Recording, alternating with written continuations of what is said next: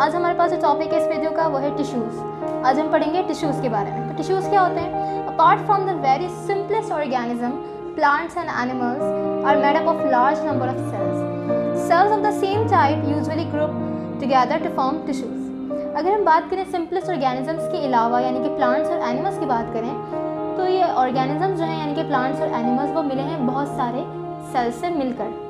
तो जब बहुत सारे सेल्स जो कि एक जैसे हों, एक ही टाइप के हों, जब वो मिलते हैं तो वो बनाते हैं टिश्यूज़।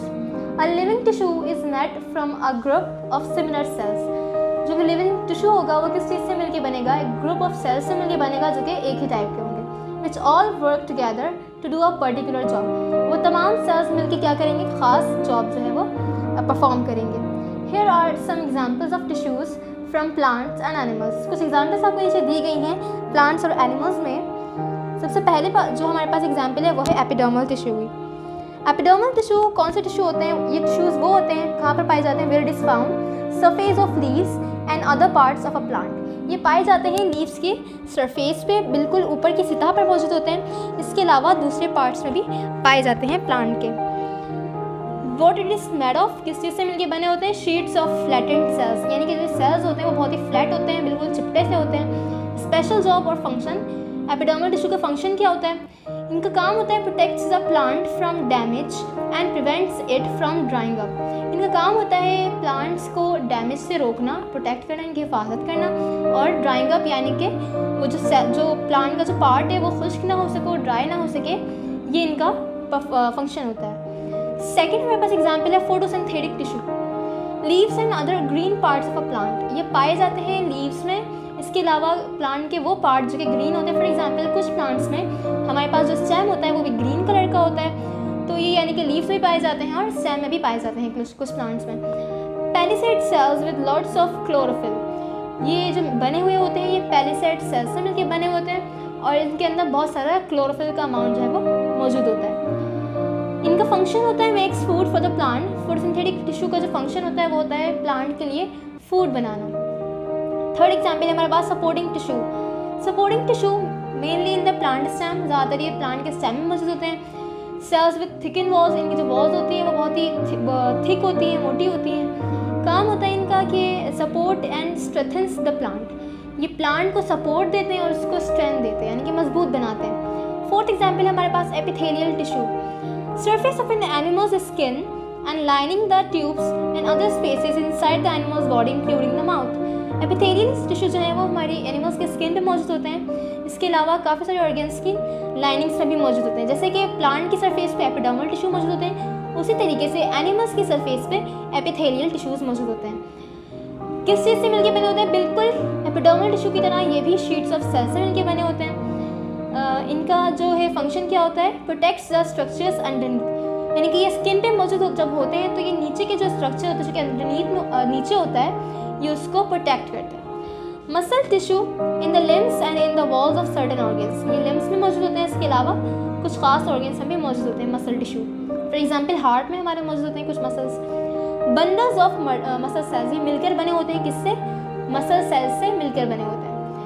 फंक्शन इनका होता है कि contracts to bring about movement in an animals body, ये एनिमल्स बॉडी में मूवमेंट में मदद करते हैं। हमारे पास नेक्स्ट जो एग्जाम्पल है वो है nerve tissue. In the brain and spinal cord of an animal, ये मौजूद होते हैं एनिमल के ब्रेन में, इसके अलावा स्पाइनल कॉर्ड यानी कि रीढ़ की हड्डी में। व्हाट इज मेड ऑफ, किस चीज़ से मिलकर बने होते हैं? ये नेटवर्क ऑफ नर्व सेल्स से मिलकर बने होते हैं। इनका फंक्शन होता है carries message from one part of an animals body to another. ये मैसेज को यानी कि पैगाम को जो है वो ट्रांसफ़र करते हैं एक पार्ट से दूसरे पार्ट तक। आगे हम ऑर्गन्स के बारे में पढ़ेंगे। पहले इनके ह्यूमन्स और एनिमल्स के बारे में पढ़ेंगे। Organs, cells and tissues are organised into larger body parts called organs. Cells और टिश्यू जो है वो उनको ऑर्गेनाइज किया जाता है और फिर वो क्या बनाते हैं? हमारी बॉडी के लार्जर पार्ट्स बनाते हैं जो कि ऑर्गन्स कहलाते हैं। An organ is made from a group of different tissue, बहुत सारे सेल्स मिलकर एक टिश्यू बनाते हैं और डिफरेंट टिश्यूज़ मिलकर जो है वो ऑर्गन्स बनाते हैं। Which all work together to do a particular job, और ये तमाम चीज़ें मिलकर एक ख़ास जो है काम करती है, एक ख़ास फंक्शन परफॉर्म करती है। The heart, lungs, stomach, intestines, brain and eyes are example of organs in animals, यानी कि डिफरेंट ऑर्गन्स जो हमारी बॉडी में मौजूद हैं। In flowering plants the roots, stems and leaves our organs also are the parts of the flower. Human organ systems की अगर हम बात करें, a group of organs that work together to carry out a certain job or function is called an organ system. Organ system क्या होता है? जब group of organs मिलते हैं और वो एक साथ काम करते हैं, work together, काम एक साथ करते हैं और कुछ खास काम भी कर रहे होते हैं, फंक्शन परफॉर्म कर रहे होते हैं, वो ऑर्गन सिस्टम कहलाता है. फॉर इंस्टेंस अगर हम एग्जाम्पल की बात करें, the human body and the bodies of other mammals. अगर हम ह्यूमन बॉडी की बात करें, इंसानी जिस्म की बात करें, फिर दूसरे मैमल्स की बात करें, the excretory system consist of the kidneys, ureters, bladder and urethra.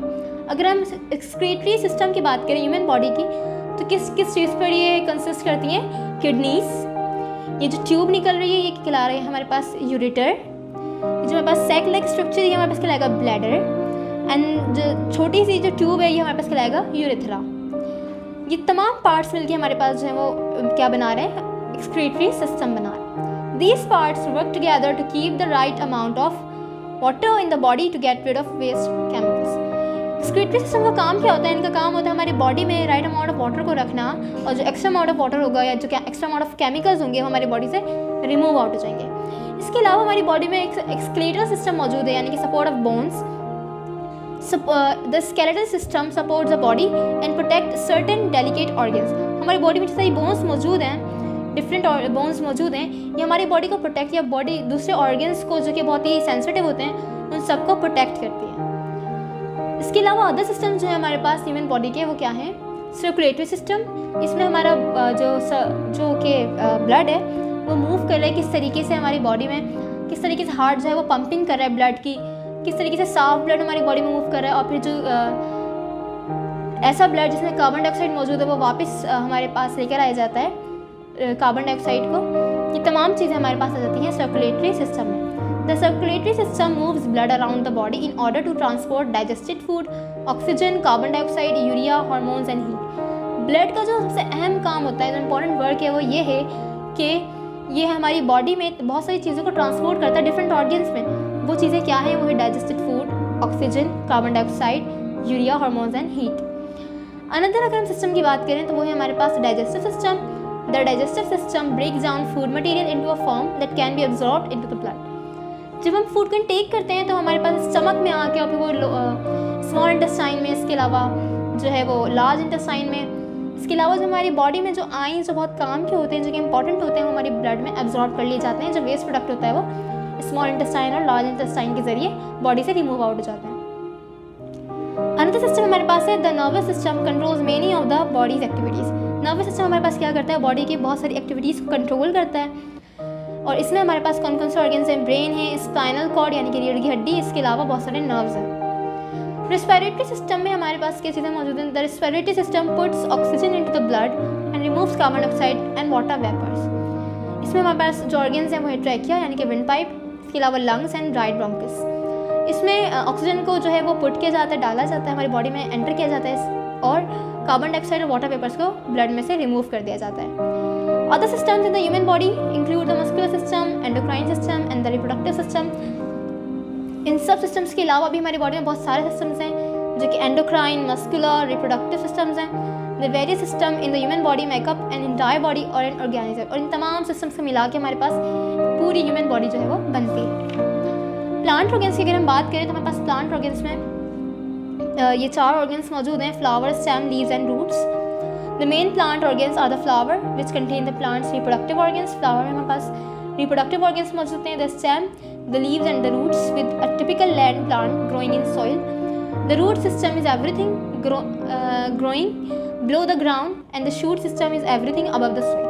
Root system वो सिस्टम होता है जो कि below the soil होता है, ज़मीन के नीचे होता है, और shoot system वो सिस्टम होता है जो कि ज़मीन के ऊपर होता है.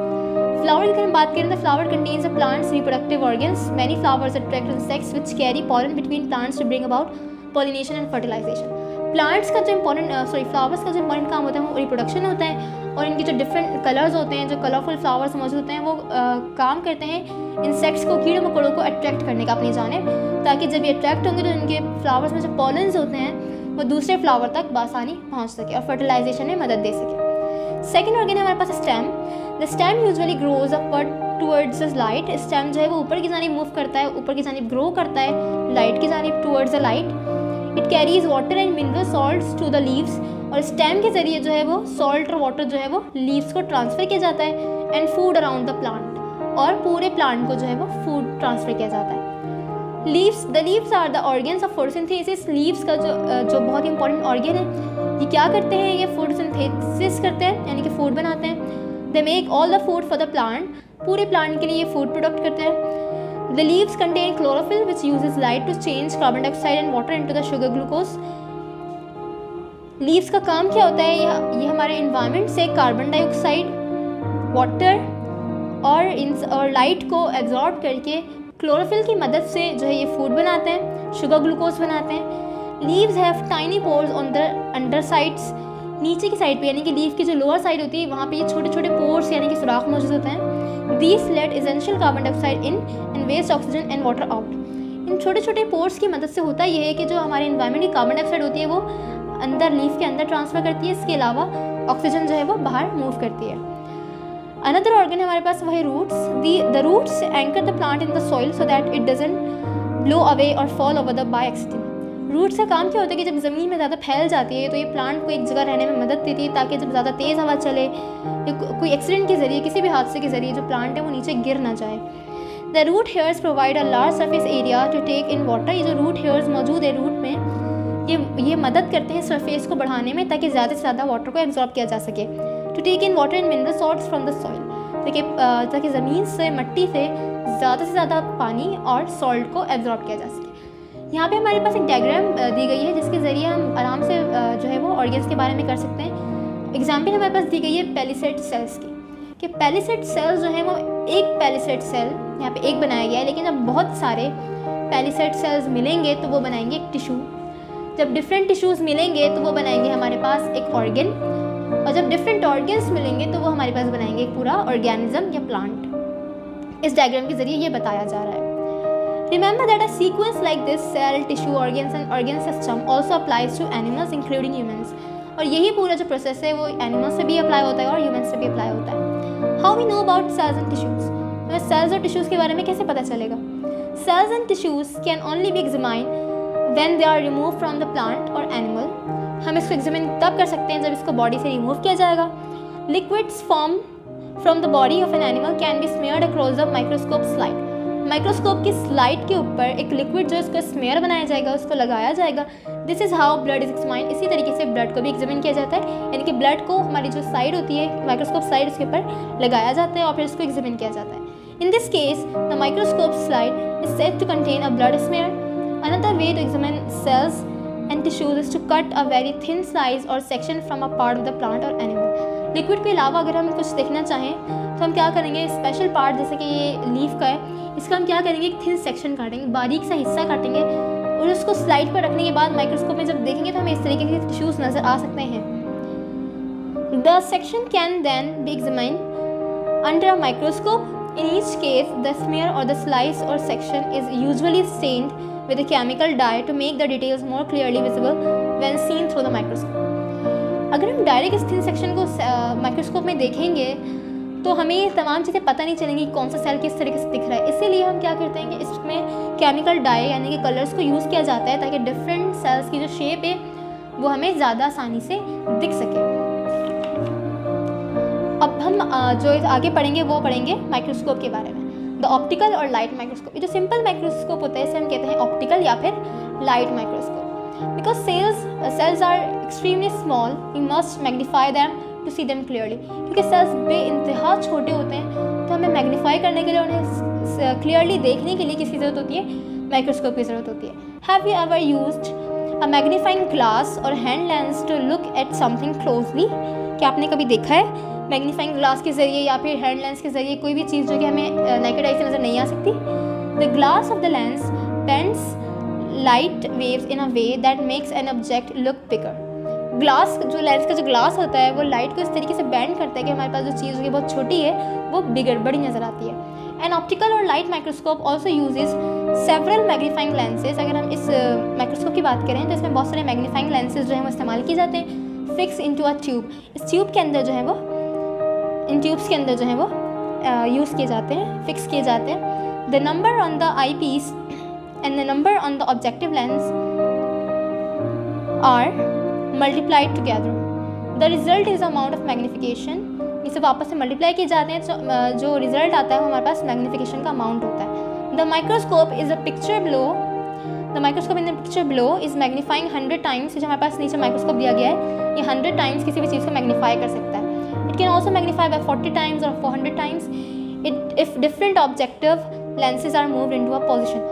हम जो जितना मैग्नीफाई करना चाह रहे हैं उसके मुताबिक जो है वो लेंस लगा सकते हैं। वो 40 टाइम्स भी हो सकता है, वो 400 टाइम्स भी हो सकता है, इसके अलावा 100 टाइम्स भी हो सकता है। फोकसिंग ऑन माइक्रोस्कोप, माइक्रोस्कोप को फोकस किस तरीके से किया जाता है?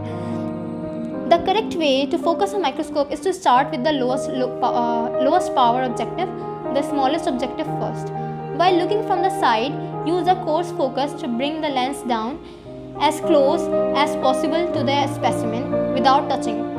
हमें क्या करना पड़ता है? पहले साइड से देखकर यहाँ पे जब हम स्लाइड को रखते हैं, इस पावर को ऊपर लेके जाते हैं ताकि जिस लेंस से हम देखना चाह रहे हैं उसके करीब से करीब तक पहुँच जाए। बस टच नहीं होना चाहिए लेकिन करीब मौजूद होना चाहिए lens. Now look through the eye piece, अब हम आई पीस के ज़रिए देखेंगे। And use the coarse focus to move the objective lens upward until the image is sharp. हम इसको ऊपर देखेंगे और उसके बाद कोर्स फोकस से इसको मैग्नीफाई करते जाएंगे। इतना मैग्नीफाई करेंगे कि हमारे पास जो इमेज है वो जो कि यहाँ पे हमारे पास प्लेस की गई है वो हमारे पास शार्प नज़र आए। Once the image seems sharp with the lower power lens, you should be able to turn the revolving nosepiece to the next most powerful objective lens. If the image is not in sharp focus, then make small turns of the fine focus wheel until it is. हमें अपनी वो place जो है वो ढूंढनी पड़ती है जहाँ पे हमारे पास इमेज जो है वो शार्प नज़र आ रही हो। अगर वो शार्प नज़र नहीं आ रही तो हम क्या कहते हैं, फाइन फोकस के ज़रिए क्या कर सकते हैं, ये जो हमारे पास स्लाइड मौजूद है उसको टर्न कर सकते हैं लेफ़्ट टू राइट और राइट टू लेफ़्ट, जिसके ज़रिए जो पार्ट उस स्लाइड में हमारे पास ज़्यादा अच्छा नज़र आ रहा होगा वो शार्प हो सकता है कोर्स फोकस के जरिए। Continue with even higher power objective lenses if you wish and fine focus each. जितने आप चाहें मैग्नीफाई कर सकते हैं उसको 100 टाइम्स चाहें तो 100 टाइम्स कर सकते हैं, यहाँ पे 40 टाइम्स या 400 टाइम्स, जितना आप चाहें वो विश करें। उसके बाद हमारे पास नेक्स्ट माइक्रोस्कोप है जो कि लाइट माइक्रोस्कोप से भी ज़्यादा अच्छे दिखा रहा होता है, वो है electron microscope. The best kinds of optical microscope can magnify objects up to 3000 times. It is possible to magnify objects a million times or more using an electron microscope. अगर हम बात करें इलेक्ट्रॉन माइक्रोस्कोप की तो हम million times में भी इसको मैग्नीफाई कर सकते हैं किसी भी ऑब्जेक्ट को जो कि हमें नेकेड आई से नज़र नहीं आता। The electron microscope uses a beam of electrons instead of light. अगर हम इलेक्ट्रॉन माइक्रोस्कोप की बात करें तो ये ऑप्टिकल माइक्रोस्कोप की तरह लाइट यूज़ नहीं करती बल्कि ये बीम ऑफ इलेक्ट्रॉन्स यूज़ करती है। Electrons are invisible parts of an atom. Electrons क्या होते हैं? ये एटम के जो है वो इनविजिबल पार्ट्स होते हैं जो कि हमें नज़र नहीं आते। One kind of electron microscope looks through thin section of specimen. Electron microscope का एक जो किस्म एक काइंड जो है वो स्पेसिमेन के थिन सेक्शन को भी देख सकती है, उसके थ्रू देख सकती है। अनदर काइंड जो है वो सरफेस को स्कैन कर सकती है। The electron produce a picture on a screen in a similar way to a television set or a computer monitor. इसमें पिक्चर हमें इस तरीके से डिस्प्ले होती है जैसे कि हम टीवी में या कंप्यूटर स्क्रीन पे कोई पिक्चर देखते हैं। The newest models are operated with a computer program and mouse while a built in camera can take photographs. इसमें और ज़्यादा एडवांसमेंट आ रही है जिसमें हम इस माइक्रोस्कोप के ज़रिए फोटोग्राफ्स भी ले सकते हैं। Electron microscope have allowed scientist to see objects that were invisible to people using light microscope. Electron microscope ने साइंटिस्ट को इतना भी अलाउ कर दिया है कि वो ऑर्गेनिजम्स या वो स्पेसिमेंस जो कि हम लाइट माइक्रोस्कोप के ज़रिए भी नहीं देख सकते लेकिन अब हम इलेक्ट्रॉन माइक्रोस्कोप के ज़रिए उनको बआसानी देख सकते हैं। तो आज हमारा टॉपिक यहीं तक था। इंशाल्लाह अगली वीडियो में हम आपसे मिलेंगे, तब तक के लिए अल्लाह हाफ़िज़।